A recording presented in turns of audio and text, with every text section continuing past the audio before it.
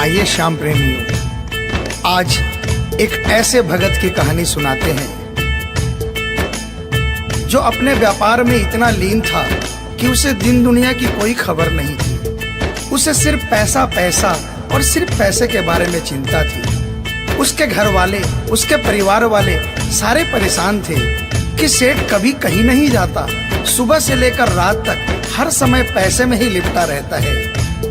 बहुत दिनों से उसके इष्ट मित्र उसे कहते थे कि तुम हमारे साथ कहीं चलो, अपने बच्चों को लेकर चलो, लेकिन सेठ कहता इसके लिए काफी समय पड़ा है, अभी मुझे सिर्फ पैसा कमाना है। लेकिन एक दिन कुछ मित्रों ने बहुत जोर दिया कि 2 दिन की छुट्टियां हैं, हम खाटू श्याम जी के दरबार में जा रहे हैं, पूरे परिवार को साथ लेकर हमारे साथ चलो। और सेठ उनको ये बात मना नहीं कर पाया और बिना मन के वो उन परिवार वालों और इष्ट मित्रों के साथ खाटू के लिए रवाना हो गया। रास्ते भर वो अपने व्यापार की बातें करता रहा। उसे खाटू जाने की जरा भी इच्छा नहीं थी। लेकिन जब खाटू पहुंचा और बाबा श्याम के मंदिर में पहुंचा और जब बाबा से नजरें मिली, उसके होश उड़ गए। सेठ के परिवार वाले सारे दर्शन करके बाहर आ गए। वो सिर्फ 1 मिनट के लिए मंदिर में आया, लेकिन घंटों तक बाबा के दरबार में खड़ा रह गया। उसको होश नहीं रहा और वो बाबा की तरफ देखकर आंखें बंद करके आंसुओं की धार बहती रही और वो बाबा से मन ही मन बातें करता रहा। जब परिवार वालों ने उसे कहा कि अब चलना है, तो सेठ ने बाबा से कहा, प्रभु मुझे अब हर महीने 11 को अपने दरबार में बुलाओ। और ये कह करके वो बाबा के दरबार से वापस अपने घर को आ गया। 15 दिन बाद 11 आई। सेठ बहुत से लोगों को लेकर अपने साथ बाबा के दरबार में गया। ऐसे हर 11 को वो खाटू जाने लगे। लेकिन एक दिन जैसे ही वो सुबह 11 को घर से निकलने लगा, मुनीम ने कहा, सेठ जी कहाँ जा रहे हो? सेठ ने कहा, अरे मुनीम तुझे पता नहीं, आज 11 है, मुझे खाटू धाम जाना है। मुनीम ने कहा, सेठ जी आपको पता नहीं, आज बाहर के कुछ व्यापारी आने वाले हैं, लाखों का सौदा होने वाला है और वो व्यापारी आज रात को वापस इंडिया के बाहर चले जाएंगे। आपके पास तो मौका है, आप 11 की जगह मावस को खाटू चले जाना। सेठ के मन में ये आया कि हाँ, इसमें क्या फर्क पड़ता है, आज यहाँ व्यापार कर लेता हूँ, सौदा कर लेता हूँ, मैं खाटू मावस को चला जाऊंगा। और सेठ उस दिन खाटू नहीं जा पाया। 11 निकल गई, मावस आई, मावस को फिर कोई व्यापारी आ गया। उसके बाद फिर पूर्णिमा आई, फिर कोई व्यापारी आ गया और इसी तरह सेठ व्यापार में फिर उलझ गया। एक दिन रात को सेठ सोया तो उसके नींदों में उसे ऐसा आभास हुआ कि उसे कोई आवाज आ रही है और उसने बड़े ध्यान से सुना। उसे लगा खाटू वाले श्याम बाबा उसे कह रहे हैं, वाह रे सेठ, मैंने तो सोचा था कि मेरे दरबार में कोई बहुत बड़ा भूला भटका भगत आया है, लेकिन मुझे क्या पता था कि कोई भगत नहीं, एक सौदागर आया है और मुझसे सौदा करके चला गया। आज तू अपने घर में, अपने व्यापार में खूब खुश है, तू वहीं पर खुश रहे। और ऐसा कहकर वो आवाज बंद हो गई। सेठ की आंखें खुली, उसके मन में ग्लानि हो गई। उसने सोचा कि मैं आज ही खाटू धाम जाऊंगा और वो जैसे ही खाटू के लिए निकला, रास्ते में एक्सीडेंट हो गया। सेठ की दोनों टांगे रह गई। अब सेठ अपने पैरों पर खड़ा नहीं हो पाया और उसके मन की मन में ही रह गई। सेठ बहुत तड़पता रहा। एक दिन सेठ अपने घर के दरवाजे पर बैठा, आंसू बहा रहा कि मेरा बुलावा क्यों नहीं आ रहा, मैंने इतनी बड़ी गलती करी, मुझे बाबा के दरबार से इतनी दूरी क्यों हो गई। इतने में उसके घर के सामने से एक डाकिया निकला। सेठ ने डाकिया को आवाज लगाई और कहा, ए डाकिया, तुम तो कलकत्ता, दिल्ली, बम्बई भक्तों का संदेशा लेकर जाते हो, लोगों के चिट्ठियां पहुंचाते हो। आज मेरी एक चिट्ठी, मेरा एक संदेशा मेरे खाटू वाले श्याम बाबा के दरबार में क्या पहुंचा दोगे? डाकिया ने कहा, सेठ मैं तो आजकल खाली रहता हूँ। जब से इंटरनेट का जमाना आया है, लोग ईमेल पर ही चैटिंग कर लेते हैं। बताओ तुम्हारा क्या संदेशा है और कहाँ पहुँचाना है? और ऐसे डाकिया ने सेठ से कहा और सेठ ने डाकिया से कहा।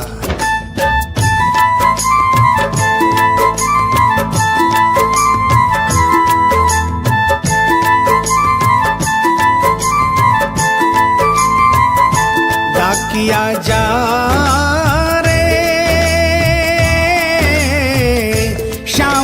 संदेशो दीजे, शाम न जाए तो कह दीजे, भगत थार दर्शन न तरसे।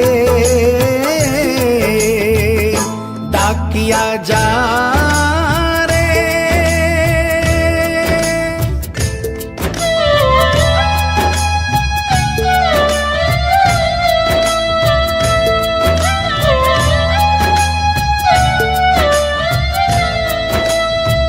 डाकिया ने कहा, सेठ आपका संदेशा तो मैं पहुंचा दूंगा, लेकिन मुझे ये तो बताओ कि आपका संदेशा पहुंचाना क्या है, जहां मुझे संदेशा पहुंचाना है वहां का ठिकाना क्या है। और डाकिया ने कहा,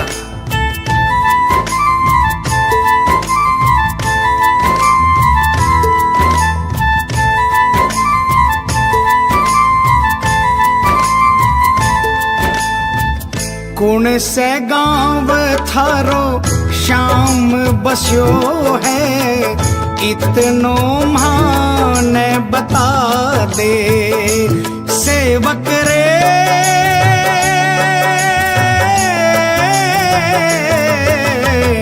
घर तेरे पास है कोई निशानी, माने तू दिखला दे। कैया जानूंगा पहचान, मैं हूँ छोरो अनजान। कैया जानूंगा पहचान, मैं हूँ छोरो अनजान। कैया शाम शुहोसी मिलन, डाकिया जा रे।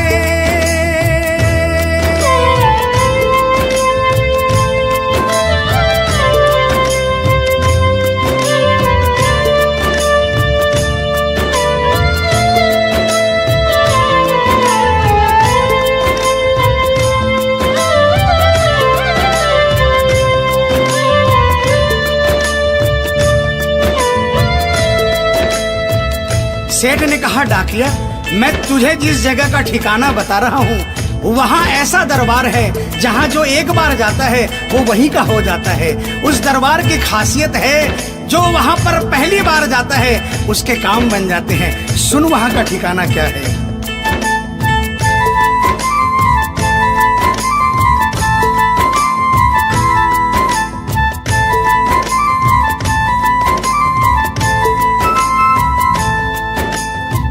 खाटू में है श्याम जी को मंदिर, शिखर ध्वजा लहरावे। डाकिया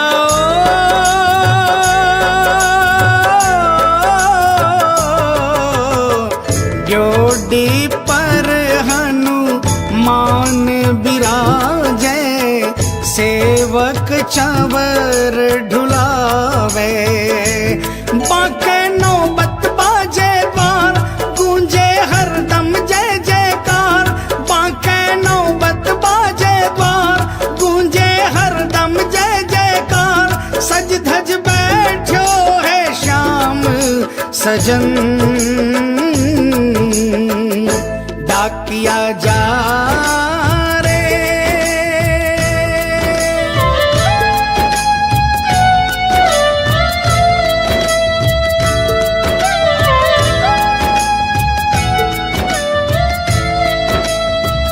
डाकिया सेठ जी के यहाँ से निकल जाता है और वो खाटू धाम के लिए प्रस्थान करता है। धीरे धीरे वो खाटू पहुँचता है और खाटू पहुंचकर बाबा के मंदिर का पता करता है और मंदिर के नीचे पहुंचकर वो पहले प्रणाम करता है और बाबा के मंदिर की 13 सीढ़ी चढ़ता है। और वो बाबा के सामने पहुंचकर बाबा की तरफ नहीं देखता, पहले अपने झोले में से वो सेठ की चिट्ठी निकालता है और चिट्ठी निकाल के पढ़ने लगता है।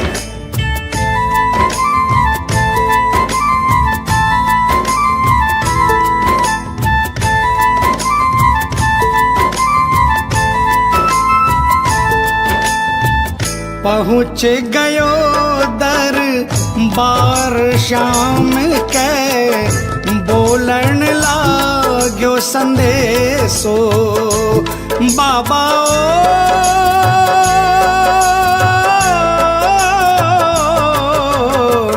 बन बैठो कद श्याम दीवानो, कुछ ना रयो अंदेशो। आखड़ ल्यासू बरसी धार, जैया सावन की फुहार।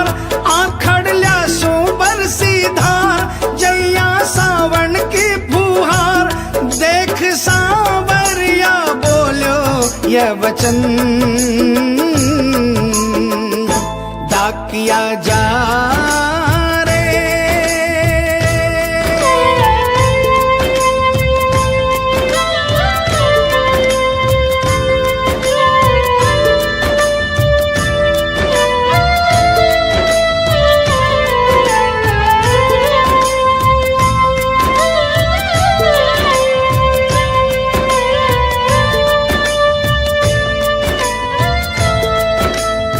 जो ही डाकिया ने सांवरे सेठ की तरफ देखा, उसके होश उड़ गए, उसकी आंखें बंद हो गई, आंखों से आंसुओं की अविरल धारा बहने लगी।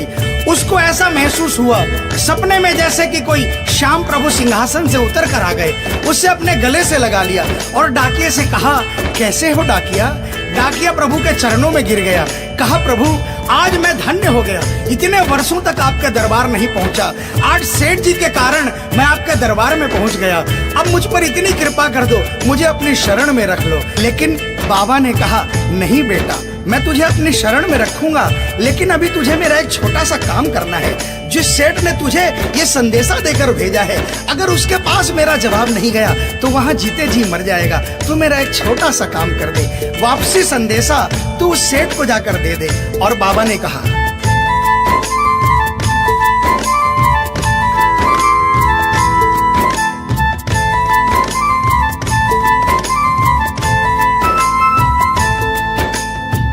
कह दीजिए तू जाए सेवक ने तेरो बुलावो आसी।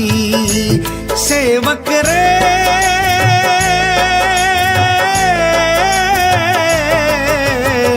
सबकी आस पुराऊं तो तू कैया रह पासी। तेरी सारी जानू बात पूरी करशू मन की आस। तेरी सारी जानू बात पूरी करशू मन की आस। पर बढ़ा मेरे कानी कदम डाकिया जा रे। संदेशो सेवक ने दीजे, सेवकिया राह तेरी निरखे। संदेशो सेवक ने दीजे, सेवकिया राह तेरी निरखे। सेवक संदेश ने तरसे डाकिया जा रे।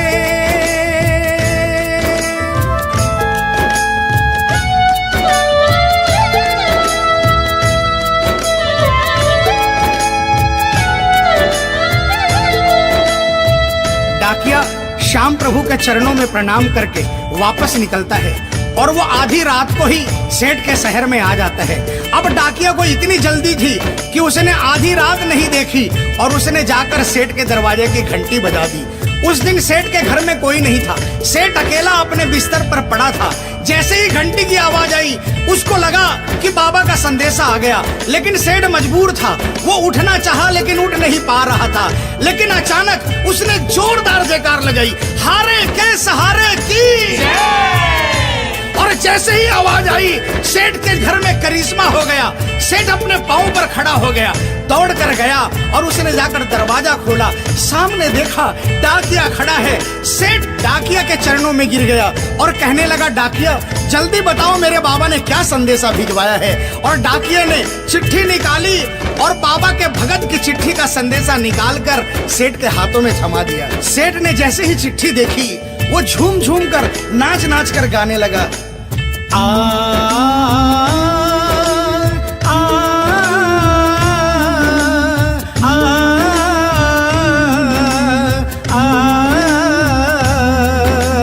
आ चिट्ठी आई है, चिट्ठी आई है, चिट्ठी आई है, चिट्ठी आई है, चिट्ठी आई है, खाटू से चिट्ठी आई है।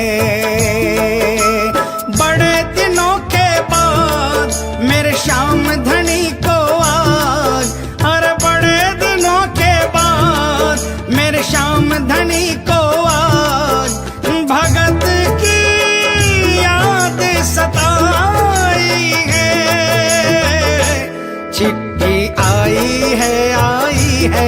चिट्ठी आई है, ओ चिट्ठी आई है, चिट्ठी आई है।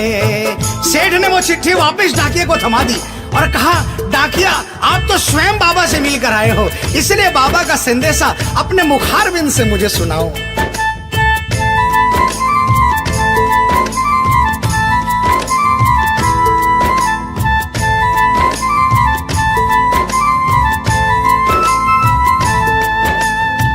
सुन संदेशो सांवरिये को, मनड़ो घणो हरसायो।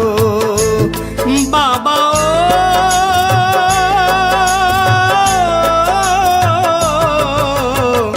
बंध गया पाँव में घूघरिया सा, मन को मोरियो गायो। श्याम बड़ो दिलदार, हो जाओ लेवन ने तैयार। मारो श्याम बड़ो दिलदार, हो जाओ लेवन ने तैयार। महिमा गावे है कमल किशन, क्या किया जा। आप सभी श्याम प्रेमियों से जो कभी खाटू नहीं गए, जिन्होंने बाबा का नाम सुना है और जिन्होंने नहीं सुना, उन सबसे निवेदन, जो कभी खाटू नहीं गए वो एक बार हमारे बाबा श्याम के दरबार में पहुंचिए। ये वो दरबार है जहां हारे हुए को जीत मिलती है, जहां लोग हार कर आते हैं लेकिन हार कर वापस नहीं जाते, जहां हर हारे का सहारा होता है। चाहे कैसा भी कोई क्यों ना आता हो, बाबा श्याम हर आने वाले को गले लगाता है, उसको काम पूर्ण करता है और उसे खुशहाल करके अपने घर को भेजता है। बोल खाटू नरेश की, बोल हारे के सहारे की।